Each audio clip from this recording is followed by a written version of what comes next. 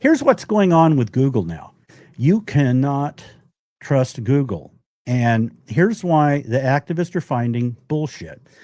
Normally, you could say, what is the type of cooling and amount of water a data center will use?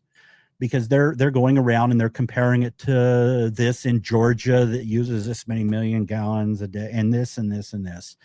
But you got to look at each individual data center. But you can't anymore. Here's what happened. What is the cooling and water use of a data center that is planned for about half a mile from Cedar Creek Lake, Texas? Anytime someone mentions, oh, the data center is good, I look up the individual data center. Here's what it came up with. The proposed data center near Cedar Creek has drawn heavy local scrutiny. The massive AI facility is projected to consume 1 to 5 million gallons of water a day. Okay. What?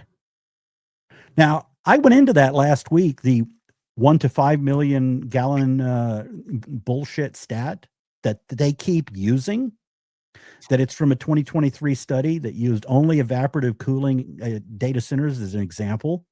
It didn't use any of the low water usage. And then, like I was saying, only a couple of weeks out of the year might they even use that. It used evaporative and the highest amount of the year. So I was like, what the hell?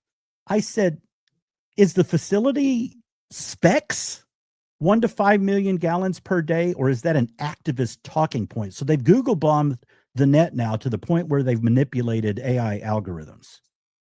So it went, well, the 1 to 5 million gallons per day is a generalized industry benchmark. No, it's that phony study. And I said, here was my response after it did all that.